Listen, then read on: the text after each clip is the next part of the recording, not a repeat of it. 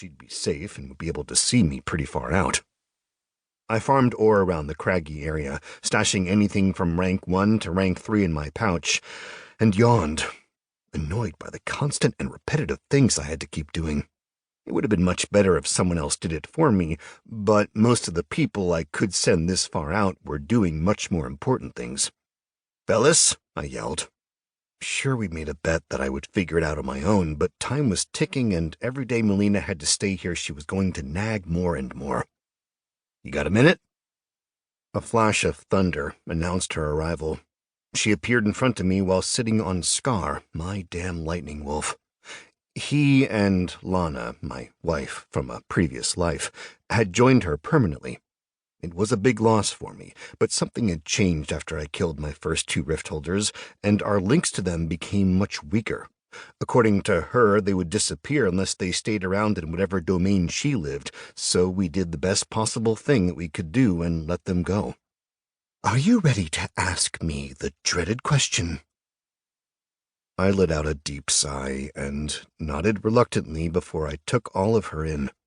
She must have had a look at Melina before she dropped by, since she was dressed the same, in a short black sleeveless kimono with lilies painted on the back.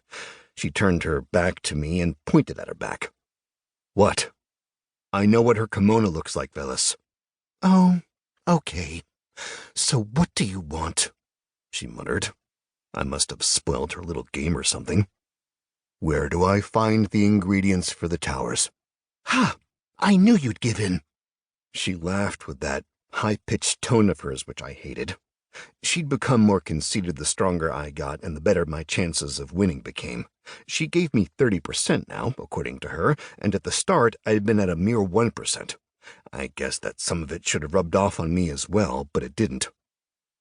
"I need you to tell me what kind of configurations I can get and where I can find the necessary ingredients." "Sure, I will tell you, but keep in mind, you have to do something for me in return." Yeah, I'll make love to you if you're already so insistent," I muttered in return. "Huh?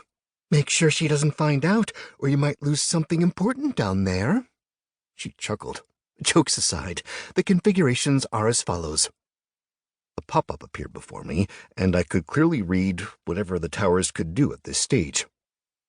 Notice: Fortress Level 1, Fire Element Level 1, Ice Element Level 1, Lightning Element Level 1, Earth Element Level 1, Fortress Level 2, Fire Element Level 1 to 2, Ice Element Level 1 to 2, Lightning Element Level 1 to 2, Earth Element Level 1 to 2, Cloaking Field Level 1 to 2.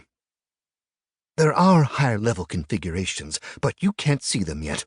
Once you're at Level 2, you'll be able to see what's available at Level 3, and so on. And to get to Level 2, you need to have all 4 active and at Level 1. Once you do that, you'll be able to start upgrading them to Level 2 using ingredients. I nodded thoughtfully. Now it remained to be seen what the best possible start would be and where to get them. Again, I had to ask her. "What would you recommend I do, and where can I find the ingredients for the modules?" She smirked and winked at me. "You're pretty close, you know. This is the last 3rd-level zone before you enter the 4th-level ones.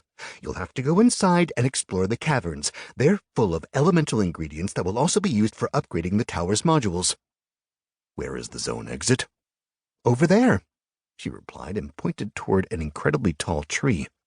"The 4th zone start past there. And speaking of there, I gotta run now. Be sure that I'll come to get my reward once you've done your first tower."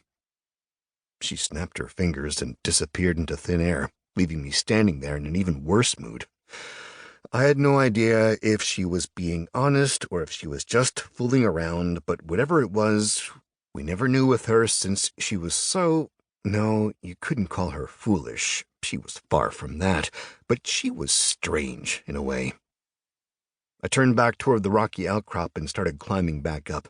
There was no way I could leave Melina by herself up there, since I had no idea when I'd be back, and the safest place for her to be was with me anyway. No, that was a lie. Being around me was the most dangerous place.